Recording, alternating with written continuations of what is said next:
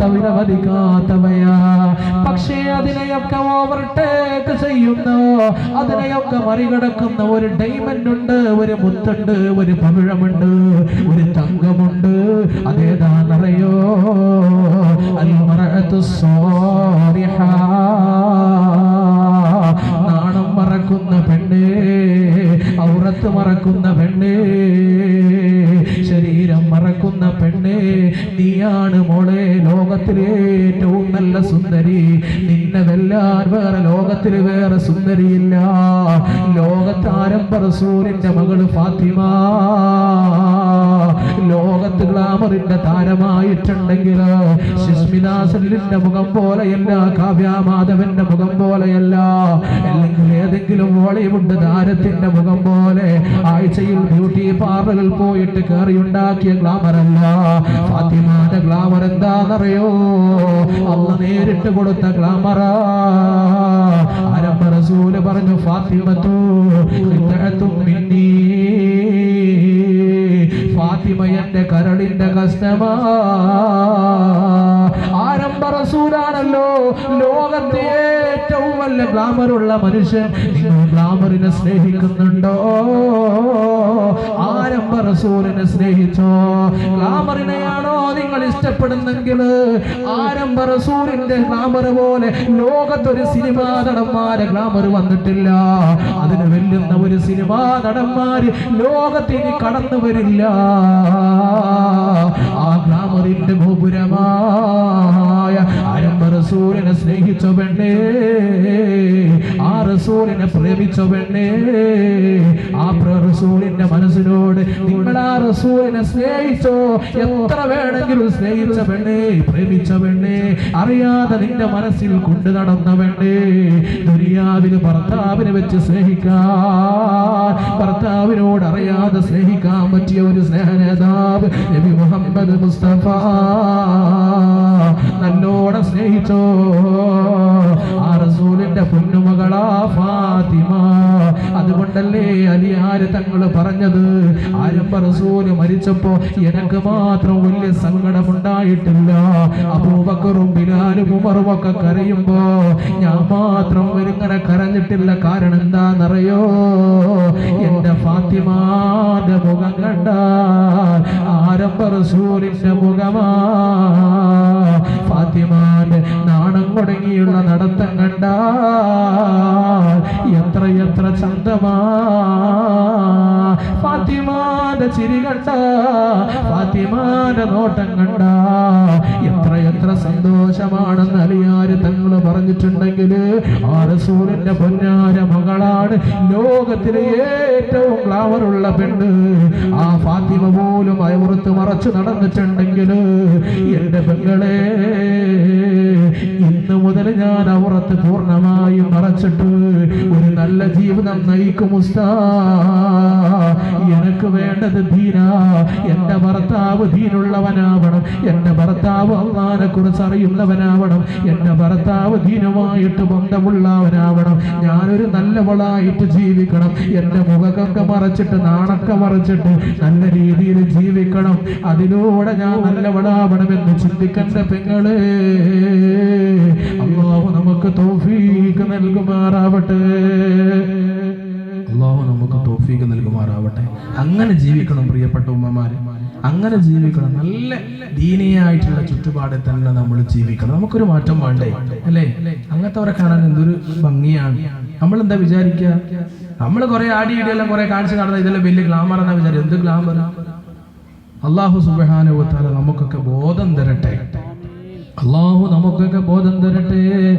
അതുകൊണ്ട് ഞാൻ അവസാനിപ്പിക്കാൻ പോവുകയാണ്. എന്റെ വിഷയം ഇൻഷാ അല്ലാഹ് പറഞ്ഞു തീർക്കാൻ ഒരുപാട് സമയം വേണ്ടി വരും. അല്ലാഹുവിന്റെ തൗഫീഖ് ഉണ്ടെങ്കിൽ ഇൻഷാ അല്ലാഹ് ഇനി എന്തെങ്കിലും നമുക്ക് സംസാരിക്കാം. പ്രിയപ്പെട്ട മുഅ്മിനീങ്ങളെ, ആയിഷ റളിയല്ലാഹു അൻഹ പറഞ്ഞത്, അലിയേ എന്റെ മയ്യത്ത് പാതിരാ സമയത്ത് കൊണ്ടുപോവണേ. കാരണം മരിച്ചിട്ട് ആയിഷാന്റെ മയ്യത്ത് കൊണ്ടുപോകുമ്പോ പോലും ആ മയ്യത്ത് പോലും ജനങ്ങൾ കാണരുതേ എന്നലിയ മുസ്ലിയാർ തങ്ങളോട് പറഞ്ഞിട്ടുണ്ടെങ്കിൽ എൻ്റെ പെണ്ണേ ആയിഷ ചിന്തിച്ചതുപോലെ ചിന്തിക്കാൻ പടച്ചറപ്പ് നമുക്ക് തൗഫീഖ് നൽകുമാറാവട്ടെ. അതുകൊണ്ട് നാളെ ഖബറിൽ നമുക്ക് വെളിച്ചം വേണം, സമാധാനം വേണം അല്ലേ? നമ്മൾ നല്ലോണം അതിന് വേണ്ടി നിസ്കരിക്കുക. അപ്പൊ കുടുംബത്തിലെ ഒരു പ്രശ്നം ഉണ്ടാവില്ല, കുഴപ്പമുണ്ടാവില്ല, പ്രയാസമുള്ള പെണ്ണുങ്ങന്മാരൊക്കെ ഒരുപാട് ഉസ്താദ് ഭർത്താവിന്റെ സ്വഭാവം നന്നായി കിട്ടാൻ വേണ്ടി ദുആ ചെയ്യണം. ചില ആൾക്കാർക്ക് ചില മോരുടെ സ്വഭാവമായിരിക്കും. പാവപ്പെട്ടവരെ ഉമ്മമാർ എൻ്റെ പ്രിയപ്പെട്ട ഉമ്മനികളോട് പറ, അവരൊക്കെ നമ്മൾ സന്തോഷിപ്പിക്കും. അവരെ സന്തോഷിപ്പിക്കാണ്ട് പിന്നെ നമ്മൾ എത്ര കാലം ഇങ്ങനെ വലിയ കൊമ്പനായിട്ട് നടന്നിട്ടെന്താ കാര്യം? ജീവിച്ചിട്ടെന്താ കാര്യം?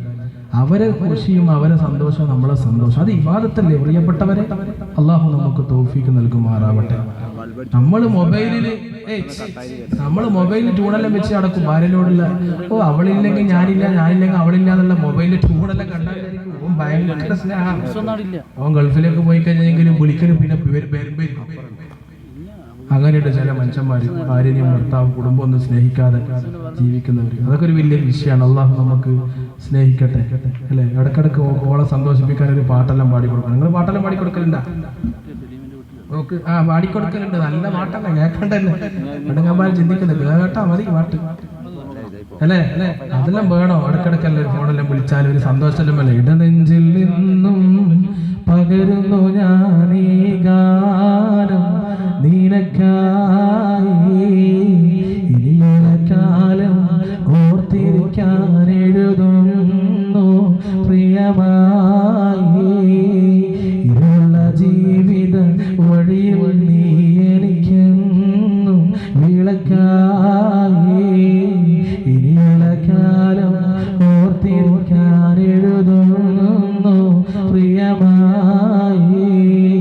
ഇടനെഞ്ചിൽ നിന്നും പകരുന്നു ഞാനീ ഗാനം നിനക്കായി, ഇനിയുള്ള കാലം ഓർത്തിരിക്കാൻ എഴുതുന്നു പ്രിയമായി. എത്ര ദേഷ്യം പിടിച്ച പൊണ്ണും ചിരിക്കൂലേ?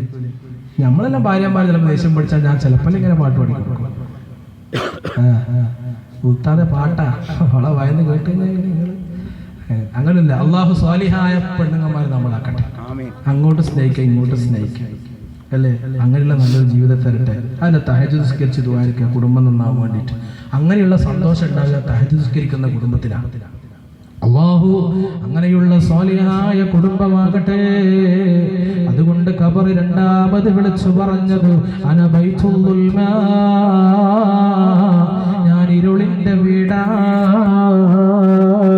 അതുകൊണ്ട് ഫനൂരിനി ബിസ്വലാത്തിൽ ലൈലി, എന്റെ ഖബർ നിങ്ങൾ നിസ്കാരം കൊണ്ട് സന്തോഷിപ്പിക്കണേ, പ്രകാശിപ്പിക്കണേ എന്ന് നബി മുഹമ്മദ് മുസ്തഫ. ഖബർ സന്തോഷമാവണോ, പ്രകാശമുണ്ടാവണോ? ജീവിതത്തിൽ ഈ രണ്ട് കാര്യങ്ങൾ പകർത്തുക. ഇൻഷാ അല്ലാഹ് 5ഓളം കാര്യങ്ങൾ പറയാനുണ്ട്. ഏകദേശം 2 മണിക്കൂർ സമയം പിന്നിട്ടിരിക്കുകയാണ്. അല്ലാഹു റബ്ബുൽ ഇസ്സത്ത് നമുക്ക് ഇനിയും സംസാരിക്കാനുള്ള തൗഫീഖ് നൽകട്ടെ. പ്രിയപ്പെട്ടവരെ, ഞാൻ അവസാനിപ്പിക്കാൻ പോവുകയാണ്. ഞാനും നിങ്ങളൊക്കെ മരിക്കേണ്ടവരാണെന്നുള്ള ബോധം വേണം. ഇനിയും 3 കാര്യങ്ങൾ ഇവിടെ പറയാനുണ്ട്. സമയം അനുവദനീയമല്ല, ഒരുപാട് സമയം വേണ്ടവരും. പ്രിയപ്പെട്ടവരെ, ഇതിനൊക്കെ 2-3 ദിവസങ്ങൾ വാഴ്ന്നു പറയേണ്ടവരും. അല്ലാഹുവിന്റെ തൗഫീഖ് ഉണ്ടെങ്കിൽ ഇൻഷാ അല്ലാഹ് ഇനി ചാത്തോത്തുള്ള മുഅ്മിനീങ്ങളോട് ഞാൻ അടുത്ത വർഷം സംസാരിക്കാം. അല്ലാഹ് നമുക്ക് തൗഫീഖ് നൽകുമാറാവട്ടെ. അതുകൊണ്ട് ഞാൻ അവസാനിപ്പിക്കാൻ പോവുകയാണ്. ഇൻഷാ അല്ലാഹ് ഞാൻ അവസാനിപ്പിക്കാൻ പോവുകയാണ്. അവസാനമായി നിങ്ങളോട് പറയാനുള്ളത് അതൊക്കെ ഖബർ വിളിച്ചു പറയുന്ന യഥാർത്ഥങ്ങളാണ്. നമ്മുടെ മണ്ണറയൊക്കെ മണിയറയാകണമെന്നുള്ള ആഗ്രഹമാണല്ലോ നമുക്കെല്ലാം ഉള്ളത്. അതുകൊണ്ട് എല്ലാവരും മരിക്കുമെന്നുള്ള ബോധം വേണം. ആരംഭ റസൂല് മരണപ്പെട്ടു പോയിട്ടുണ്ട്, അംബിയാ മുർസലുകൾ മരണപ്പെട്ടു പോയിട്ടുണ്ട്, പൂർവീകന്മാര് മരണപ്പെട്ടു പോയിട്ടുണ്ട്. അവരൊക്കെ പോയ വഴിയിൽ നല്ല കാര്യങ്ങൾ ചെയ്തിട്ട് ഈമാനോടെ മരിക്കാൻ അല്ലാഹു നമുക്ക് തൗഫീഖ് നൽകുമാറാവട്ടെ. ലോകത്ത് മരിക്കാതെ ബാക്കി ഒരു മനുഷ്യനും ഉണ്ടാവില്ല. ലോകത്ത് മരിക്കാതെ വേറെ ഒരാളുണ്ടാവില്ല. അങ്ങനെ ജീവിച്ചിരിപ്പുണ്ടെങ്കിൽ അത് ഹബീബായ മുഹമ്മദ് മുസ്തഫ